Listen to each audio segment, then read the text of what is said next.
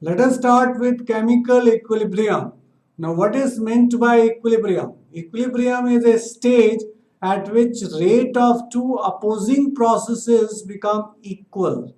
What does it mean? If we have a tank of water in which water is coming in and water is going out, and the rate of inflow of water becomes equal to rate of outflow of water, the level of water in the tank will remain the same in spite of water is coming in and going out. This stage is called equilibrium. Now, first we are going to take up the types of reactions. Normally, what happens if we have the reactants in the exact amount as required by balanced chemical equation and they are mixed together, so the reaction is complete. So, two types of reactions we have. One is irreversible reactions and another is reversible reaction. Irreversible reaction always leads to completion, whereas reversible reaction never lead to completion. Irreversible reactions are usually fast, whereas reversible reactions are either slow or moderate. Next, we are going to take up example of irreversible reaction. First, we define what is irreversible reaction. Irreversible reaction is a reaction in which products cannot change into reactants back. That is, once products are formed, they are formed. Now they will not be able to change into reactants back, and these are called irreversible reactions. We represent them by single arrowhead because they are only going in forward direction and not in backward direction. Examples of irreversible reaction we are taking. Now we first is decomposition of potassium chlorate.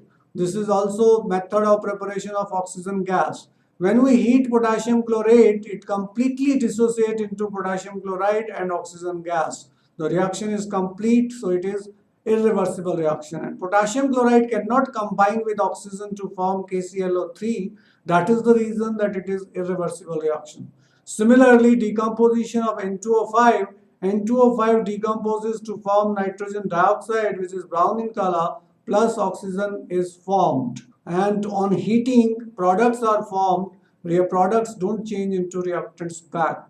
Next is reaction of metal and acid. Magnesium ribbon or magnesium metal reacts with dilute HCl to give MgCl2 plus hydrogen gas. This reaction is extremely fast and reactants completely change into products and products cannot be changed into reactants back. So it is irreversible reaction. Similarly, precipitation reactions are always irreversible. Barium chloride aqueous solution reacts with potassium sulfate aqueous solution to form white precipitate of barium sulfate plus aqueous solution of potassium chloride. Barium sulfate is in the form of precipitate, and precipitate means it cannot ionize.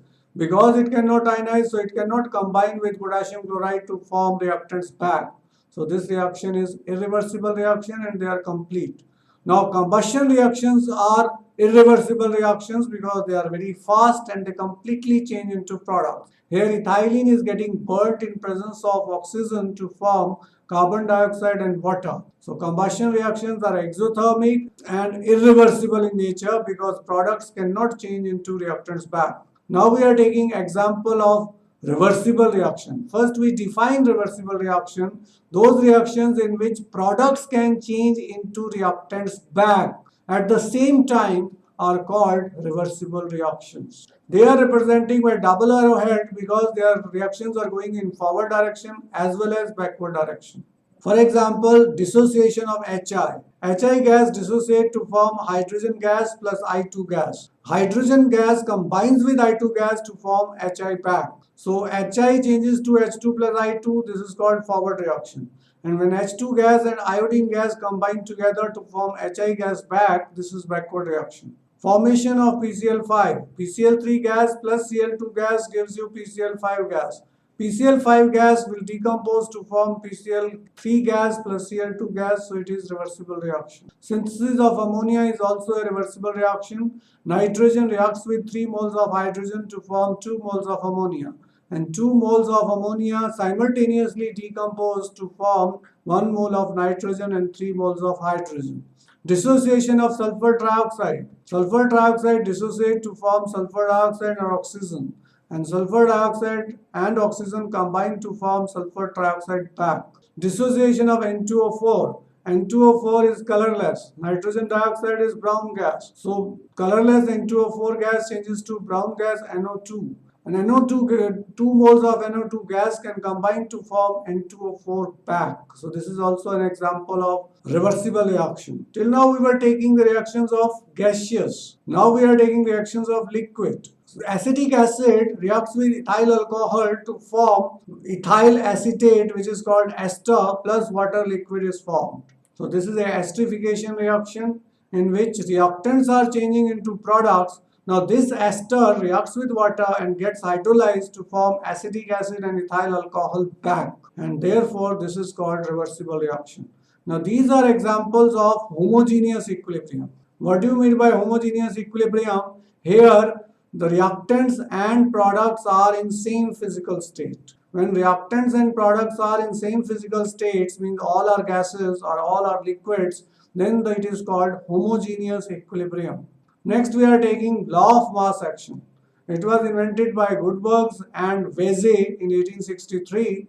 It states at constant temperature that the rate of homogeneous reaction at a given instant is usually proportional to some power of the concentration of each reactant at that instant. This power will be stoichiometric coefficient. When you write a balanced equation, the stoichiometric coefficients will become power. The concentration is expressed in moles of reactants per liter of solution. Now we are going to write expression for equilibrium constant. Suppose we have got homogeneous reversible reaction, A plus B gives you reversibly C plus D.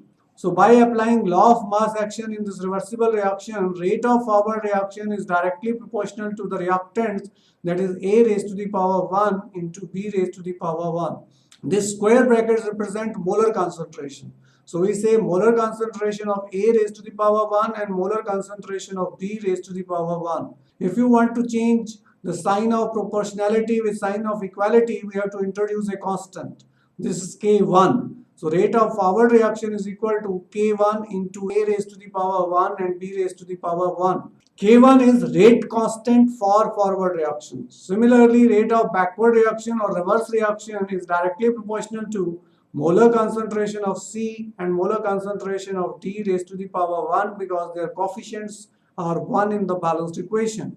Rate of backward reaction is equal to K2 into C raised to the power 1 into D raised to the power 1. K2 is rate constant for backward reaction. K1 and K2 are called velocity constant or rate constant for forward and backward reaction. At equilibrium, the rate of forward reaction becomes equal to rate of backward reaction. So we equate this rate of forward and backward reaction. K1 into A raised to the power 1 into B raised to the power 1 is equal to K2 into C raised to the power 1 into D raised to the power 1. K1 over K2 is equal to C raised to the power 1 into D raised to the power 1 divided by A raised to the power 1 into B raised to the power 1. Kc, that is equilibrium constant in terms of molar concentration, will be equal to molar concentration of C into molar concentration of D. Power 1 we can ignore also. Normally 1 we don't write. Molar concentration of A into molar concentration of B is equal to K1 over K2. K1 is rate constant or velocity constant for forward reaction. K2 is rate constant or velocity constant for backward reaction. And Kc is equilibrium constant in terms of molar concentration. Let's apply this law of mass action or law of chemical equilibrium. When we apply this law of mass action to reversible reaction, we call it law of chemical equilibrium. N2 gas plus 3H2 gas gives you 2NH3 gas. So Kc we write molar concentration of NH3 raised to the power 2 divided by N2 raised to the power 1 because its coefficient is 1. Ammonia coefficient was 2, it is raised to the power 2. Hydrogen coefficient is 3, it is raised to the power 3. So Kc comes out to be ammonia raised to the power 2, concentration of ammonia raised to the power 2 divided by concentration of nitrogen raised to the power 1, molar concentration hydrogen raised to the power 3. Similarly, 2SO2 gas plus O2 gas gives you 2SO3 gas. Kc will be equal to SO3 gas concentration raised to the power 2 divided by SO2 gas raised to the power 2 into molar concentration of O2 gas raised to the power 1. Third example is PCl3 gas plus Cl2 gas gives you PCl5 gas. Kc is equal to PCl5 gas concentration raised to power 1 or PCl3 gas divided by molar concentration of PCl3 gas raised to the power 1 multiplied with molar concentration of Cl2 raised to the power 1. 1 we may not write, still it is correct. Acetic acid plus ethyl alcohol reacts to form ethyl acetate, which is ester, plus water is formed. Now here water is a product, therefore its concentration cannot be ignored. So Kc will be equal to molar concentration of ester, this is the product, molar concentration of product, into water, which is also a product, so molar concentration of water, both raised to the power 1 because their coefficients are 1, divided by acetic acid molar concentration raised to the power 1 because its coefficient is also 1. Ethyl alcohol concentration raised to the power 1, its coefficient is 1.